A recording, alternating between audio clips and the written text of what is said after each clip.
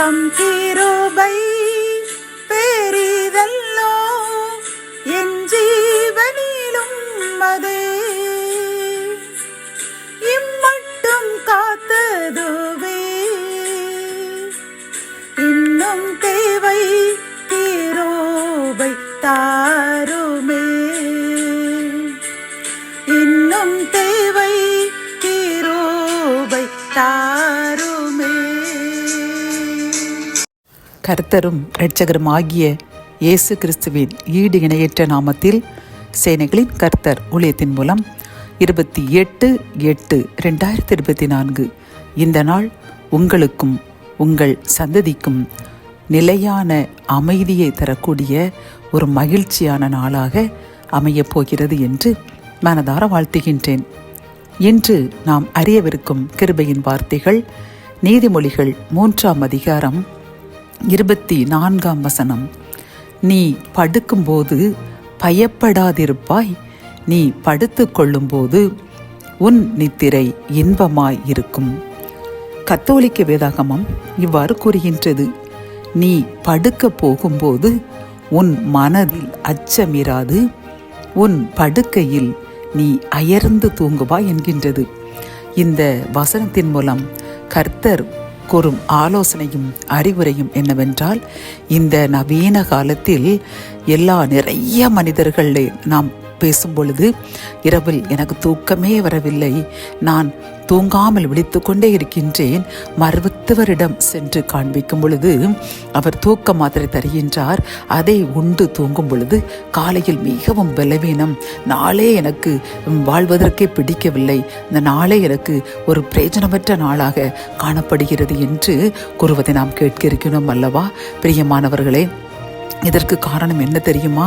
நாம் இதே நீதிமொழிகள் 3ஆம் அதிகாரம் 13ஆம் வசனத்தை பார்க்கும் பொழுது, ஞானத்தை கண்டடைகிற மனுஷனும் புத்தியை சம்பாதிக்கிற மனுஷனும் பாக்கியவான் என்று கூறுகின்றது. இப்படி ஞானத்திலும் புத்தியிலும் வாழும் பொழுதுதான் நாம் படுக்கும்போது பயப்படாமல் இருப்போம், படுத்துக்கொள்ளும் பொழுது நம்முடைய தூக்கம் இன்பமாய் இருக்கும் என்று கர்த்தர் இந்த நீதிமொழிகள் மூலம் தெளிவாக கூறுகின்றார். ஞானம் என்றால் என்னது? கர்த்தருக்கு பயப்படுதலே ஞானம் என்று நாம் அனைவரும் அறிவோம். கர்த்தர் புத்தியை தருகின்றார் என்றும் நாம் அறிவோம். அப்படி என்றால் நாம் கர்த்தருக்கு பயந்து அவர் வழிகளில் வாழும் பொழுது எந்த தீமையும் பிறருக்கு செய்யாமல் நாமும் பரிசுத்தராய் வாழ முடியும், பிறரையும் பரிசுத்தவான்களாக மாற்ற முடியும். நம்முடைய ஒவ்வொரு செயல்களும் பிறருக்கு மகிழ்ச்சியை கொடுக்கும். இதைத்தான் நாம் பயன்படுத்த வேண்டும்.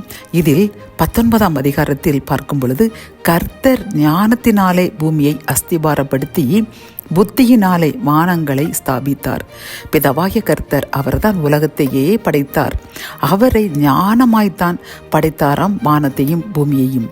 அப்படி இருக்கும் பொழுது நாம் உலகத்தில் வாழும் பொழுது கர்த்தருக்கு பயந்து மிகவும் ஞானமாய் வாழ்ந்து யாருக்கும் நாம் கனவில் கூட துன்பம் செய்யாமல் அனைவரும் மகிழ்ந்து வாழ வேண்டும் என்று பிறருக்கு நன்மை மட்டுமே நாம் செய்து வாழ்ந்தோம் என்றால் நாம் படுக்கும் பொழுது எவ்வித பயமும் இல்லாமல் நிம்மதியாக தூங்கலாம். ஏனென்றால் நாம் அனைவருக்கு நன்மை செய்யும் பொழுது அவர்களுடைய அந்த மகிழ்ச்சி நம் இருதயத்திற்கு மகிழ்ச்சியை தரும். கர்த்தரும் மகிழ்ச்சி அடைந்து நமக்கு அருமையான நித்திரை தருவார். நம்முடைய படுக்கும் பொழுது நம்முடைய நித்திரை தூக்கம் இன்பமாக இருக்கும், நாம் பயப்படாமல் தூங்கலாம் என்று இந்த நீதிமொழிகள் மூலம் கர்த்தர் நமக்கு அருமையான ஆலோசனை கூறுகின்றார். ஆகவே என் அன்பு சகோதரனை சகோதரியே, நீங்களோ அல்லது உங்களுடைய சம்பந்தப்பட்டவர்கள் யாரோ இப்படி தூக்கமின்மையால் கஷ்டப்படுகின்றார்கள் என்றால் அவர்களுக்காக நீங்கள் கூறுங்கள். அவர்களை அதிகமாக ஜெபித்து கர்த்தருக்கு பயந்து வாழ்ந்து யாருக்காயினும் அறியாமலோ அறிந்தோ தீமை செய்தால் அதை மனப்பூர்வமாக இறைவனிடம் மன்னிப்பு கேட்டு, கூடுமானால் மட்டும் அந்த மனிதனிடம் மன்னிப்பு கேட்டு மனதில் எவ்வித குற்றமும் இல்லாமல் குற்றமற்ற இதயத்தில் வாழ்ந்தோம் என்றால் கர்த்தர் மகிழ்ந்து நிம்மதியான தூக்கத்தை தருவார். பயமில்லாமல் நாம் வாழலாம் என்று இந்த நீதிமொழிகள் மூலமாக அவருக்கு ஆலோசனை கூறுவோம். அவர்கள் இதன் மூலமாக நிம்மதியாக தூங்கி அவர்கள் வாழ்நாள் முழுவதும் சந்தோஷமாக வாழ நாம் வழி செய்வோம். ஜெபம். என் அன்பு தகப்பனே, இந்த நீதிமொழிகள் மூலமாக அப்பா நாங்கள் உமக்கு பயந்து உமது புத்தியுடன் வாழும் பொழுது எங்களுடைய படுக்கைகள் நாங்கள் பயமில்லாமல் தூங்குவோம், எங்களுடைய தூக்கம் இன்பமாக இருக்கும் என்று அருமையான ஆலோசனை கூறினீர் அப்பா. அதற்காக கோடி நன்றி அப்பா. இந்த செய்தியை கேட்டுக்கொண்டிருக்கின்ற யாராவது தூக்கமின்மையால் கஷ்டப்பட்டு நாங்கள் வாழ்வது பிரயோஜனமற்றது, நிம்மதியே இல்லை என்று, தூக்கமே இல்லாத அந்த வாழ்க்கை எதற்கு என்று கவலையுடன் காணப்படுகின்ற அவர்களுக்கு நீர் அருமையான ஆலோசனை கூறீர்கள் அப்பா. அவர்கள் இதை கேட்டு இன்றிலிருந்து அவர்கள் உமக்கு பயந்து யாருக்கும் தீமை செய்யாமல் அனைவருக்கும் நன்மை செய்து, அறியாமல் யாருக்கும் தீமை செய்தால் அவர்களிடம் சென்று மன்னிப்பு கேட்டு இனிமேல் அப்படி தவறை செய்யாமல் எல்லாருக்கும் நிம்மதியை கொடுத்து எல்லாருக்கும் ஒரு மகிழ்ச்சியை கொடுத்து வாழும் பொழுது அவர்களும் மகிழ்வார்கள், நீரும் மகிழ்ந்து அவர்களுடைய இருதயத்தில் என்றும் மகிழ்ச்சியை கொடுத்து அவர்கள் பயமில்லாமல் தூங்கி அவர்கள் இன்பமான நித்திரையுடன் உறங்குவார்கள் என்று அருமையான இந்த வசனத்தின் மூலமாக அவர்களுக்கு புத்தியை கொடுத்த முது கிருபைக்காக நன்றி கூறுகின்றோம் அப்பா. அவர்களுக்காக ஜெபிக்கிறோம். அவர்களை இனியும் இன்றிலிருந்து நிம்மதியாக தூங்க செய்து மகிழ்ச்சியான வாழ்க்கை தாங்க. விட்பெரிய இயேசுவின் மூலம் ஜெபம் கேளும் நல்ல தகப்பனே, ஆமென்.